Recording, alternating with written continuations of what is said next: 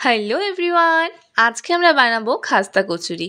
আমরা মিষ্টির দোকানে প্রায়শই খাস্তা কচুরি খেয়ে থাকি, কিন্তু সেই খাস্তা কচুরি ভাজা হয় পোড়া তেলে। সো সেটা খুব একটা হেলদি হয় না।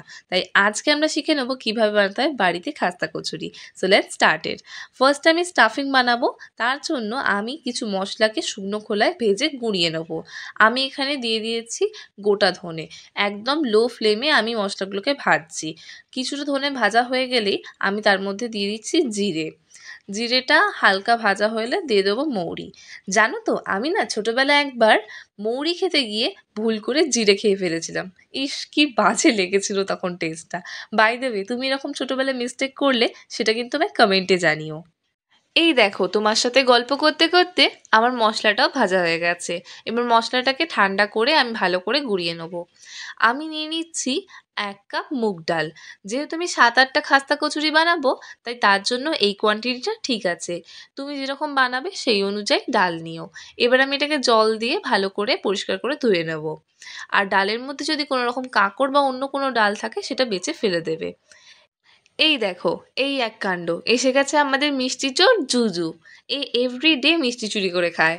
আর আমি আসছি বলে দেখো কীরকম একটা লুক দিচ্ছে, যেন আমি ওর মিষ্টি থেকে ভাগ বসিয়ে দেবো। দু হাত দিয়ে একদম মিষ্টি বের করার প্রচেষ্টায়। হাত কাজ করছে না, এখন এই জন্য মুখটা পুরো ঢুকিয়ে দিয়েছে। এর মিষ্টি চুরি করা দেখতে আমার কি মিষ্টি লাগে, তাই একে আমি আর বকাবকি করি না। বাই দ্য ওয়ে, তোমাদের বাড়িতেও কি এরকম মিষ্টি চোর আছে? সেটা কিন্তু আমাকে নিশ্চয়ই জানিও। আর কি কি বদমাইশি করে সেটা জানাতেও একদম ভুলো না। এবার একটা সসপ্যানেতে আমি জল গরম করেছি, তার মধ্যে আমি যে মুগ ডালটা ধুয়ে রেখেছিলাম আমি এর মধ্যে দিয়ে দিচ্ছি। দিয়ে আমি মুগ ডালটাকে হাফ সেদ্ধ করে নেবো। মানে মুগ ডালের টেক্সচারটা দেখো ঠিক এই রকম হবে, মানে ডালটা খুব বেশি সেদ্ধ হবে না, গোটা গোটা থাকবে। আমি একটা কড়াতে সাদা তেলকে গরম করে নিচ্ছি। মুগ ডালের যে বাকি কাজটা এখানেই হবে। তো মানে স্টাফিংটা আমরা তৈরি করছি আর কি। তেল গরম হয়ে গেছে, ভালো করে খুন্তি করে আমি তেলটা চারদিকে লাগিয়ে নেবো, যাতে আমার স্টাফিং বানানোর সময় কোনো কিছুতে চিপকে না যায়। এবার মুগ ডালটাকে আমি এর মধ্যে দিয়ে দিচ্ছি একে একে। মুগ ডালটা আমি আলাদা করে জল ঝরাইনি, আমি এরকমভাবে বের করে দিয়ে দিচ্ছি। জলটা যেহেতু বেশি দেওয়া হয়নি, তাই আমাকে আলাদা করে জলটা খুব একটা ঝরাতে হয়নি। অবশ্য ডালের জল না ঝরানোই ভালো, কারণ ডালের মধ্যে যেহেতু অনেক প্রোটিন থাকে, তাই তার জলটা ফেলে দেওয়াটা আমার মনে হয় ওয়েস্ট করা হবে। আর আমার যে ভাজা মশলা যেটা আমি গুঁড়িয়ে রেখেছিলাম সেটা আমি এর মধ্যে দিয়ে দিচ্ছি। সমস্তটাকে ভালো করে খুন্তি দিয়ে মিক্স করে নেবো। আর ফ্লেমটাকে এবার আমি কমিয়ে নেব, কারণ ফ্লেম বেশি থাকলে সব কিছু কিন্তু স্টিক হয়ে যাবে। আমি দিয়ে দিচ্ছি লঙ্কা গুঁড়ো, তুমি চাইলে লঙ্কাকে ভেজে দিতে পারো। দিয়ে দেবো স্বাদ মতো নুন আর খাবার সোডা। খাবার সোডা দিতে কিন্তু একদম ভুলো না, কারণ খাবার সোডা তুমি যদি না দাও তাহলে খাস্তা কচুরি একদমই ফুলবে না। এবার ফ্লেমটা একদম হাই করে ভালো করে খুন্তি চালাতে থাকো আর মশলাগুলোকে সম্পূর্ণ মিক্স করো। খুন্তি চালাতে চালাতে একদম এটাকে ঝুড়ো ঝুড়ো করে নিতে হবে, মানে এর মধ্যে জল বেশি থাকবে না, জিনিসটা শুকনো মতন হয়ে আসবে। আর দেখো, কন্টিনিউয়াস খুন্তি যদি তুমি না চালাও এটা কিন্তু নিচে বসেও যাবে।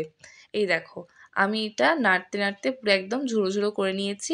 এর মধ্যে একদমই সেরকম জল নেই। এই দেখো, এইটা ঠিক এই রকম ঝুড়ো হয়ে গেছে আমার। তাহলে স্টাফিং রেডি। এবার এটাকে আমি ঠান্ডা করে নেবো। এবার ময়দা মাখার পালা। নিয়ে নিচ্ছি 1 বাটি ময়দা। এর মধ্যে আমি দিয়ে দেবো স্বাদ মতন নুন। নুন দিয়ে সমস্তটাকে ভালো করে মিক্স করে নেবো হাতে করে। এবার এতে ময়াম দেওয়ার পালা। এতে কিন্তু বেশি করে ময়াম দিতে হবে, নয়তো জিনিসটা খাস্তা হবে না। আমি এর মধ্যে ঘি আর সাদা তেল দুটোরই ইউজ করেছি। তুমি চাইলে শুধু ঘিয়েতে কিংবা শুধু সাদা তেলেতে করতেই পারো, তবে এতে ঘি দিলে এর মধ্যে একটা সুন্দর সেন্ট থাকবে।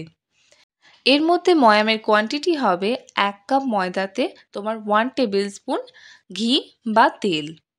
ভালো করে হাতে করে এরকমভাবে মিক্স করে নিতে হবে। এবার দেখো, ময়ানটা ঠিক এইরকম হবে, যখন আমি হাতে করে মুঠো করব তখন যেন পারফেক্ট মুঠো হয়ে যায়, আর হাত দিলে যেন সঙ্গে সঙ্গে ভেঙে যায়। এবার আমি অল্প অল্প করে জল দিয়ে আমি এই ময়দাটাকে মেখে নেবো। জল আমি রুম টেম্পারেচার অনুযায়ী ইউজ করেছি, আর এতে গরম জল দেওয়ার কোনো প্রয়োজন নেই। যেরকম আমরা ইউজুয়ালি আটা বা ময়দা মেখে থাকি, এটা আমরা সেভাবেই মাখবো। আর খুব বেশি এটাকে নরম করব না, নয়তো আমার যখন স্টাফ করব তখন আমার প্রবলেম হবে। এবার আমি এতে অল্প পরিমাণে জোয়ান দিয়ে সমস্তটাকে ভালো করে হাতে করে মেখে নেব। মেখে আমি এগুলোর লেচি কেটে নেব। এই দেখো আমি এগুলো লেচি কেটে নিয়েছি। এবার মাঝখানটা আমি হাতে করে বাটি মতন করে নেব। বাটি মতন করে আমি আলাদা করে স্টাফিংগুলোকে দেখো কি সুন্দর মুঠো মুঠো করে আলাদা করে রেখেছি। তুমিও ঠিক এরকম আলাদা করে রাখবে।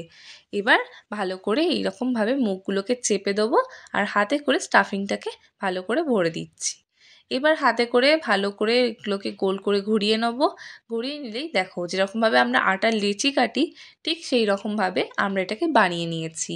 আর এটাকে আমি ভালো করে হাতে করে গোল শেপটা দিয়ে দিচ্ছি আর চ্যাপটাও করে নিয়েছি, কারণ যখন ভাজবো তখন এটা ফুলে যাবে। তেল একদম হালকা গরম হলেই কিন্তু এগুলোকে দিয়ে দিতে হবে। এই দেখো আমি একে একে এগুলো দিয়ে দিচ্ছি। তেল কিন্তু আমার এখনও সেভাবে একদম গরম হয়নি, একদম হালকা গরম হতে সবে শুরু হয়েছে। আর এটাকে কিন্তু ভাজার সময় হাতে কিন্তু সময় ধরে ভাজতে হবে। সাবধানে একে একে কচুরিগুলোকে দিয়ে দাও আর ধৈর্যের সাথে এগুলোকে ভাজতে থাকো। খাস্তা কচুরি একটা রাজস্থানি ডিশ আর এর ইনভেন্টর হলো মারোয়ারিরা। হ্যাঁ, মারোয়ারিদের হাত ধরেই ফার্স্ট টাইম খাস্তা কচুরির ইনভেনশন হয়। আর মারোয়ারিরা খাস্তা কচুরিকে খেত তরকারির সাথে। আমরা যদি মিষ্টির দোকানে মিষ্টি চাটনি দিয়ে খেয়েই থাকি, কিন্তু এটা তরকারির সাথেই মেনলি খাওয়ার ট্র্যাডিশন আছে। ফ্লেম কিন্তু একদম লো রাখবে আর ধীরে ধীরে এটা রান্না হতে দেবে, একদম তাড়াহুড়ো করবে না। যখন তেলটা একটু বেশি গরম হয়ে যাবে তখন ফ্লেমটা কম করে দেবে। আর এইভাবেই লো ফ্লেমেতে তোমার কচুরিটা ভাজা হবে। যখন দেখবে এইরকম গোল্ডেন ব্রাউন হয়ে গেছে তখন বুঝতে হবে আমাদের কচুরিটা ভাজা হয়ে গেছে। এবার ধীরে ধীরে আমি কচুরিগুলোকে একে একে তেল থেকে সব তুলে নেব। এক্সট্রা তেল অ্যাবজর্ব করার জন্য তুমি টিস্যু পেপার ইউজ করতেই পারো, কিন্তু আমি এখানে টিস্যু পেপার ইউজ করিনি। And it's ready to have it with মিষ্টি চাটনি। এই দেখো আমি তোমায় ভেঙে দেখিয়ে দিচ্ছি এটা কি সুন্দর খাস্তা হয়েছে। তুমি এই রেসিপি বাড়িতে নিশ্চয়ই ট্রাই করো আর আমাদের জানিও আমাদের রেসিপি তোমার কেমন লাগলো। I hope this video will help you enjoy it. তুমি যদি আমাদের ভিডিও ফেসবুকে দেখে থাকো তাহলে আমাদের ফলো করে দিও আর ইউটিউবে দেখলে আমাদের সাবস্ক্রাইব করে দিও। And don't forget to like, comment and share. ইতি তোমার ফোড়ন। বাই।